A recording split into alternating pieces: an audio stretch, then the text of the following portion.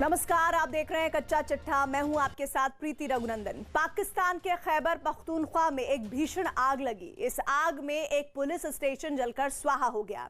हद तो तब हो गई जब प्रधानमंत्री इमरान खान अपने ही मुल्क यानी पाकिस्तान में असुरक्षित महसूस करने लगे। इमरान खान ने कहा कि पाकिस्तान में कानून का राज नहीं है।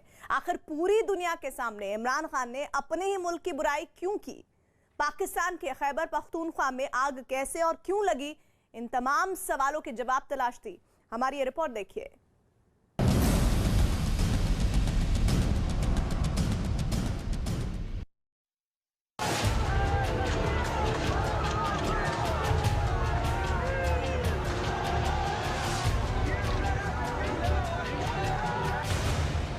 कट्टरपंथियों की लगाई आग से दहला पाकिस्तान।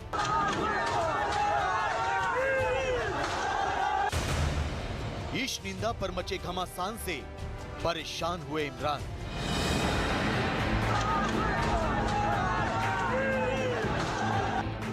आग की लपटें आसमान छू रही हैं। धुएं का गुबार अंधकार फैला रहा है। खुदाई करने वाली मशीन से दरो दीवार ढहाई जा रही है। सड़क पर खड़ी गाड़ियां जलाई जा रही हैं। लोगों की भीड़ सब कुछ स्वाहा करने पर आमादा नजर आ रही है।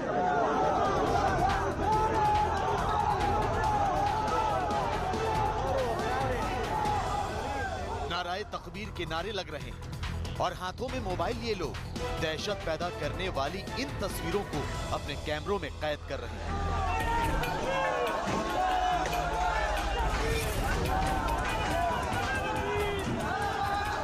पाकिस्तान के खैबर पख्तूनख्वा में कोहराम मचा है, इसलिए क्योंकि यहाँ एक शख्स पर ईश निंदा का आरोप लगा है। जाहिर है आपके जहन में भी ये सवाल कौंद रहा होगा कि पाकिस्तान में ईश निंदा के आरोप में बेकसूर लोगों को फंसाना तो आम बात है, फिर खैबर पख्तूनख्वा से आई इन तस्वीरों में क्या खास है? तो आपको बता दें कि ये तस्वीरें सबूत है कि किस तरह पाकिस्तान में मौजूद कट्टरपंथी बेलगाम हो चुके हैं।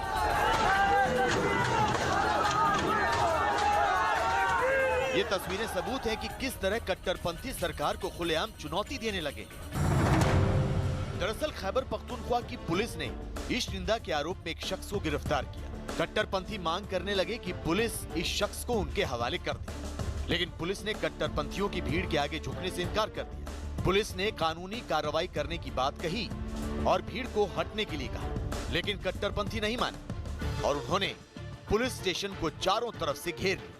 कट्टरपंथियों की बेकाबू भीड़ ने पुलिस स्टेशन को आग के हवाले कर दिया। पुलिस स्टेशन के बाहर खड़ी गाड़ियों को फूंक दिया। यही नहीं, 4000 से 5000 लोगों की भीड़ ने पुलिस स्टेशन की दीवार को भी गिरा दिया। हालांकि खैबर पख्तूनख्वा की पुलिस ने हालात को संभालने की पूरी कोशिश की। पुलिस ने आरोपी को सुरक्षित बाहर निकालने के साथ भीड़ को तितर बितर करने का प्रयास किया। पुलिस ने आंसू गैस के गोले भी दागे, लेकिन कट्टरपंथियों का हुजूम हद से गुजर जाने पर आमादा था।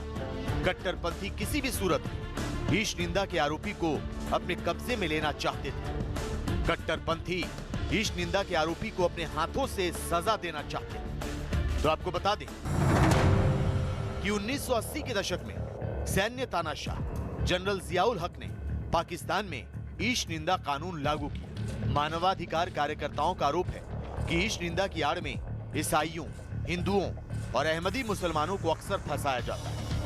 छोटे मोटे विवादों या आपसी मनमुटाव के मामले में भी इस कानून का दुरुपयोग किया जाता है। पाकिस्तान की अदालतें भी कट्टरपंथियों के खौफ से एक तरफा फैसला सुनाती है। ईश निंदा के आरोपियों को वकील तक नहीं मिल पाता।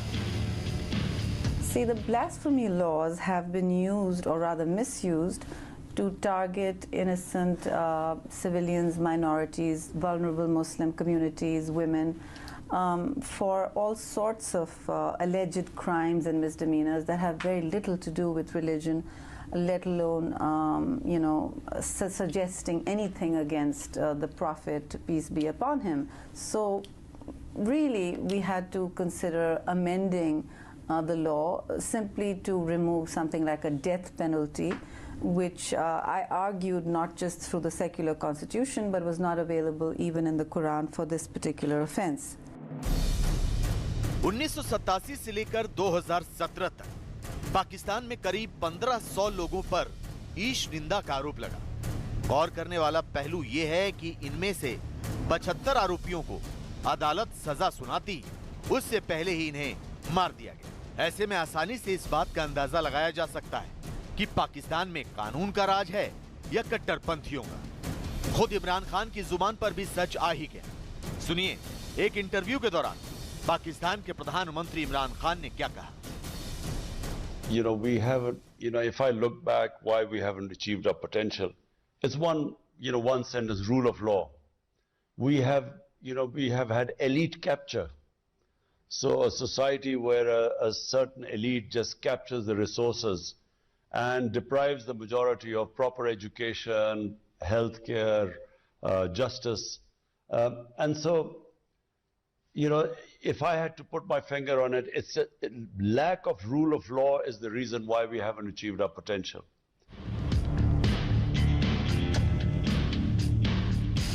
पाकिस्तान के वजीर आजम इमरान खान नियाजी ने मान लिया कि देश में कानून का राज नहीं है, बल्कि एक खास वर्ग का राज है। तो फिर सवाल उठता है कि वो खास वर्ग कौन है?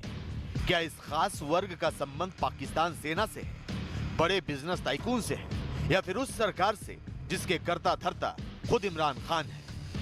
पाकिस्तान के प्रधानमंत्री को तय करना होगा कि वो किसकी मुखालफत कर रहे हैं। इमरान खान को एक खास वर्ग को निशाना बनाने के साथ कट्टरपंथियों पर लगाम लगानी होगी, जिनकी वजह से पाकिस्तान आतंकिस्तान में तब्दील हो गया है और कानून का राज खत्म हो गया।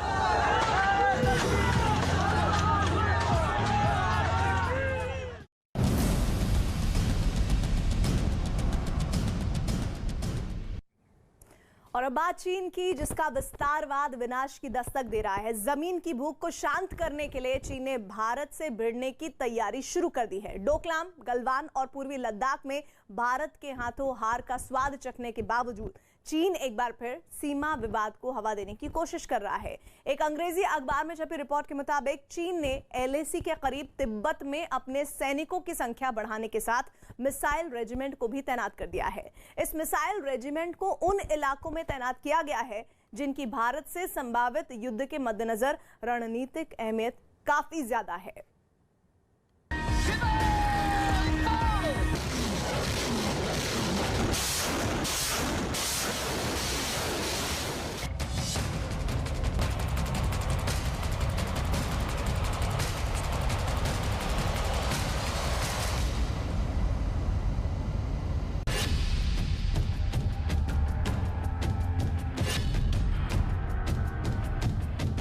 शी जिनपिंग माओ से तुंग की विस्तारवाद की नीति को आगे बढ़ा रहे हैं। शी जिनपिंग पड़ोसी देशों के साथ सीमा विवाद को संग्राम का आधार बना रहे हैं। कभी भूटान की जमीन पर कब्जा, तो कभी ताइवान के खिलाफ अपने आक्रामक तेवर के जरिए चीन अपना भौगोलिक विस्तार करना चाहता है। यही नहीं, भारत के साथ भी चीन जोर आजमाइश करना चाहता है। सर्दी बढ़ने के साथ ही चीन पूर्वी लद्दाख के करीब स्थित LAC के दुर्गम इलाकों में अपनी सैन्य तैनाती बढ़ाने के साथ अत्याधुनिक हथियारों का जखीरा भी तैयार कर रहा है। एक अंग्रेजी अखबार की रिपोर्ट से पता चला है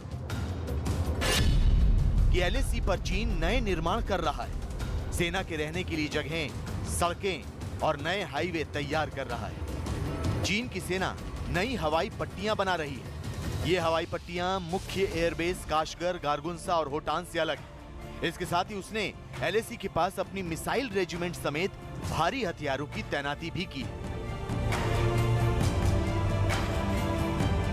खुफिया एजेंसियों से जुड़े सूत्रों की माने तो पिछली सर्दियों के मुकाबले चीन की इस बार शेल्टर और रोड कनेक्टिविटी बहुत बेहतर है। चीन की सेना ऊंचाई वाले इलाकों की जलवायु को लेकर भी अधिक अभ्यस्त नजर आ रही है। लेकिन भारत के लिए चिंता का सबब यह है कि तिब्बत में पीपल्स लिबरेशन आर्मी ने रॉकेट और मिसाइल रेजिमेंट तैनात किए हैं। यहां चीन ने भारी संख्या में ड्रोन की भी तैनाती की, जिनमें से अधिकतर इस सेक्टर में निगरानी के लिए रखे गए हैं। उनकी मदद के लिए वो अपने मिसाइल्स और रॉकेट फोर्सेस जो उसकी सुपीरियरिटी है इंडिया की तुलना में, उनको डिप्लॉयमेंट करना चाहता है, ताकि न उनके माध्यम से वह एक स्ट्रांग मैसेज दे सके, बल्कि युद्ध के दौरान उनका इस्तेमाल करके फिजिकल कॉन्फ्लिक्ट की संभावना को भी कम कर सके। जहां तक ड्रोन्स के डिप्लॉयमेंट का सवाल है, वह हमारी गतिविधियों पर नज़र रखने के लिए उनका इस्तेमाल करता है, ताकि हमारी जो ऑफेंसिव कैपेबिलिटीज़ हैं या किस एरिया में हम उसके युद्ध की कैपेबिलिटी को नकारना चाहते हैं, इस पर वो लगातार नज़र रख सके। भारत ने चीन की सेना यानी पीपल्स लिबरेशन आर्मी के निर्माण कार्यों पर चिंता जताई है। हाल ही में दोनों देशों के बीच हुई सैन्य स्तर की बातचीत के दौरान भारतीय पक्ष ने पूर्वी लद्दाख के पास के इलाकों में चीन सेना की गतिविधियों और उसके निर्माण कार्यों पर सवाल उठाए हैं। मतलब ये कि चीन की कारगुजारियों पर भारत की पैनी नजर है। भारत को पता है कि वो किसी भी वक्त बॉर्डर को जंग का मैदान बना सकता है। तो आपको बता दें कि चीन के हैकर्स भी इस दौरान सक्रिय हो गए। चीन की ओर से 1 सितंबर से 30 सितंबर के बीच साइबर अटैक की घटना को अंजाम दिया गया। इसकी जानकारी केंद्र सरकार के साथ राज्य सरकारों को भी दी गई है। जिन 40 कंप्यूटर्स में हैकर्स ने सेंध लगाने की कोशिश की, उनमें 11 जम्मू कश्मीर, 7 कर्नाटक और 6 उत्तर प्रदेश से हैं। सूत्रों के मुताबिक चीन ये पता लगाने की फिराक में है कि Bharat anti missile defence system के साथ साथ अपने लड़ाकू विमानों से लेकर दूसरे हथियारों को कहां-कहां तैनात कर रहा है। इसका सीधा अर्थ ये हुआ कि चीन को इस बात का भी डर सता रहा है कि भारत रणनीतिक बढ़त हासिल न कर ले। चीन को इस बात का डर सता रहा है कि भारतीय सेना LAC पर अपनी स्थिति को पहले से कहीं अधिक मजबूत न कर ले। यही वजह है कि वो सीमाई इलाकों में सैन्य प्रतिस्पर्धा के साथ साजिशों का मकड़जाल बुन रहा है। इस तैयारी के तहत कोऑर्डिनेटेड तरीके से इंफ्रास्ट्रक्चर का डेवलपमेंट, साथ ही साथ राफेल सहित एडवांस जेट एयरक्राफ्ट और लॉजिस्टिक रिसोर्सेज को मोबिलाइज करने के लिए रिक्वायर्ड एयर रिसोर्सेज का deployment and rehearsal, army and air force की इंटीग्रेटेड एक्सरसाइज जो अभी रिसेंट में वहां पर की गई, और साथ ही साथ S-14 मिसाइल सिस्टम का प्लान डिप्लॉयमेंट जब वो हमारे पास फिजिकली पहुंच जाती है और ट्रेनिंग अच्छी तरह से पूरी हो जाती है। साथ ही साथ ड्रोन से हम एक इफेक्टिव सर्वेलेंस भी कर रहे हैं। चीन ने भारत के खिलाफ जमीन हड़पने वाली अपनी सलामी स्लाइसिंग पॉलिसी को फिर से शुरू कर दिया है। इसी के तहत चीन सीमा विवाद को लगातार हवा दे रहा है, लेकिन वो ये भूल रहा है कि डोकलाम, गलवान और पूर्वी लद्दाख में उसकी सेना को किस तरह भारत के हाथों शिकस्त का सामना करना पड़ा था, किस तरह चीन की सेना को हिंद की फौज ने खदेड़ दिया। चीन एक तरफ तो भारत के साथ तनाव पैदा कर रहा है, तो वहीं दूसरी तरफ वो ताइवान पर कब्जा करने की तैयारी कर रहा है। अमेरिकी सांसदों के ताइवान दौरे के बाद चीन भड़क उठा है। उसने एक बार फिर ताइवान में अपने लड़ाकू विमानों को भेजा। हालांकि ताइवान ने चीन की इस हरकत का माकूल जवाब दिया। तो वहीं जापान ने ऐलान कर दिया कि वो चीन को सबक सिखाने के लिए जंग की शुरुआत भी कर सकता है। जापान के PM फुमिया किशिदा ने अपने देश की रक्षा के लिए चीन को तबाह करने की कसम खाई है।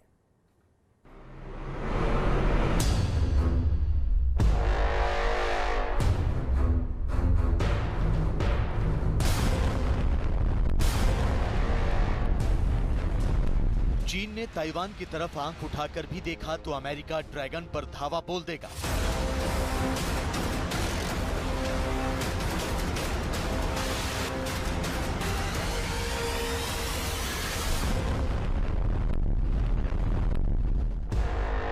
चीन ने जापान सागर में दादागिरी दिखाने की जुर्रत की तो जापान आर पार की लड़ाई लड़ेगा।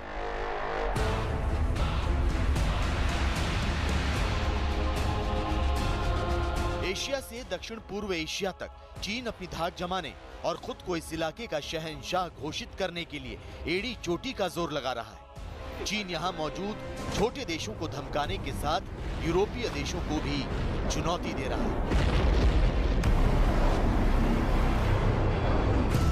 फिर चाहे वो फिलीपींस हो या म्यांमार, जापान हो या ताइवान, सभी देश चीन के विस्तारवाद को रोकने के लिए कमर कस चुके हैं। ताइवान ने तो चीन से संभावित युद्ध की तैयारियों को रफ्तार भी दे दी है। अमेरिकी सेना ताइवान के सैनिकों को जंग की ट्रेनिंग दे रही है, तो अमेरिकी सांसद ताइवान का दौरा कर रहे हैं। 5 अमेरिकी सांसद पिछले हफ्ते ताइवान पहुंचे। 5 सांसदों वाले इस प्रतिनिधिमंडल ने चीन और ताइवान के बीच जारी तनाव पर चर्चा भी की। लेकिन चीन को इससे मिर्ची लग गई। अमेरिकी सांसदों के ताइवान जाने पर चीन इस कदर बौखला उठा कि एक बार फिर उसने ताइवान को डराने की कोशिश की। चीन ने ताइवान को धमकाने के लिए उसके एयर डिफेंस आइडेंटिफिकेशन जोन में 8 लड़ाकू विमान भेजे। इनमें 4 शेन्यांग J-16 लड़ाकू jet, 2 शियान H-6 bomber, 1 Shaanxi Y-8 पनडुब्बी रोधी युद्धक विमान और 1 Shaanxi KJ-500 airborne warning and control विमान शामिल था। ताइवान न्यूज की रिपोर्ट के मुताबिक PLA के 2 विमानों ने डोंगशा द्वीप के पूर्वोत्तर क्षेत्र से ADIZ में घुसपैठ की थी। हालांकि ताइवान ने भी चीनी घुसपैठ का बखूबी जवाब दिया। ताइवान की वायुसेना ने चीनी विमानों की ओर अपने विमान भेजे, रेडियो चेतावनी जारी की और चीनी गतिविधियों पर नजर रखने के लिए एयर डिफेंस मिसाइल सिस्टम को तैनात कर दिया। चीन लगातार ताइवान पर दबाव बनाने की कोशिश कर रहा है। पिछले महीने 1 अक्टूबर को चीन के नेशनल डे के मौके पर ताइवान की ओर 38 चीनी लड़ाकू विमानों को भेजा गया और इन्होंने ताइवान की वायु सीमा का उल्लंघन किया। तो अगले ही दिन चीन की वायुसेना ने 39 विमानों को ताइवान की ओर भेजा और अपने मंसूबे साफ कर दिए। हाल के समय में चाइना ने लगातार ताइवान के ADIZ का इनकर्जन किया है। ये इनकर्जन चाइना के द्वारा सैकड़ों बार हाल के समय में किया गया है और जाहिर है कि इस तरीके के एक्शन को लेकर के चाइना ताइवान को लगातार दबाव में रखना चाहता है, ताइवान को वो धमकाना चाहता है और चाइना की मंशा ताइवान के फोर्सफुल ऑक्यूपेशन की है। जो चाइना पहले पीसफुल यूनिफिकेशन की बात किया करता था, अब वो फोर्सफुल ऑक्यूपेशन की साजिशें रच रहा है। भले ही चीन ताइवान को कुछ हद तक डराने में कामयाब हो जाए, लेकिन दूसरे देश उससे डरने के बजाय अब उससे लोहा लेने की तैयारी कर रहे हैं। जापान भी इन्हीं में से एक है। जापान के प्रधानमंत्री फूमियो किशिदा ने चीन के खिलाफ सर्जिकल स्ट्राइक का ऐलान किया है। चीन और उत्तर कोरिया की तरफ से बढ़ते सुरक्षा खतरे को देखते हुए जापान के पीएम ने दुश्मन के सैन्य अड्डों पर स्ट्राइक करने सहित सभी तरह के विकल्पों पर अमल करने का ऐलान किया है। मतलब ये हुआ कि चीन या फिर उत्तर कोरिया ने जापान के खिलाफ कोई भी सैन्य कार्रवाई करने की कोशिश की तो जापान पलटवार करेगा। जापान के आसपास सुरक्षा स्थिति में तेजी से बदलाव हो रहा है। पारदर्शिता के अभाव में चीन अपनी सैन्य शक्ति को मजबूत करते हुए यथास्थिति को एक तरफा बदलने की कोशिश में है। ऐसे में अपनी रक्षा क्षमता को मजबूत करने के लिए हम दुश्मन के ठिकानों पर हमला करने की क्षमता जैसे विकल्पों से इनकार नहीं कर सकते। जापान चीन से लोहा लेने के लिए तैयार है तो अमेरिका ताइवान की ही तरह उसे पूरा समर्थन दे रहा है। अमेरिका की अगुवाई में बना क्वाड भी चीन को घेरने के लिए नई रणनीति पर अमल कर रहा है। रक्षा जानकारों की माने तो आने वाले दिनों में चीन एक ऐसे चक्रव्यूह में फंस जाएगा जिससे बाहर निकलना उसके लिए लगभग नामुमकिन होगा। जो ताइपेई एक्ट है, जिसे कि Taiwan allies international protection and enhancement initiative act 2020 के नाम से जाना जाता है, इसके माध्यम से भी अमेरिका और विश्व के जो अन्य जिम्मेदार लोकतांत्रिक राष्ट्र हैं वो ताइवान की रक्षा के लिए संकल्पबद्ध हैं। और वर्तमान समय में अमेरिका की जो फोर्सेस हैं वो ताइवान के सोल्जर्स को ताइवान में रह करके ही प्रशिक्षण देने का कार्य कर रहे हैं, जिसे कि ताइवान की राष्ट्रपति ने स्वीकार भी किया है कि अमेरिका की जो फोर्सेस हैं वो ताइवान में मौजूद हैं। और अमेरिका लगातार ताइवान को डिफेंस इक्विपमेंट्स प्रोवाइड करा रहा है, उसकी जो फोर्सेस हैं उसको मॉडर्नाइज करने में उसे मदद दे रहा है। चीन के राष्ट्रपति शी जिनपिंग ने अमेरिकी राष्ट्रपति जो बाइडेन की लोकतंत्र पर वर्चुअल सम्मेलन के खिलाफ मोर्चा खोल दिया है। राष्ट्रपति बाइडेन के आमंत्रण पर करीब 110 लोकतांत्रिक देश इस सम्मेलन में हिस्सा लेंगे। इस बैठक में ताइवान को भी आमंत्रित किया गया है, जबकि इसमें चीन को आमंत्रित नहीं किया गया और यही बात चीन को अखर रही। लेकिन अमेरिका का संदेश साफ है, चीन को सुधरना होगा और अगर वो नहीं सुधरे तो उसका अंजाम बहुत बुरा होगा।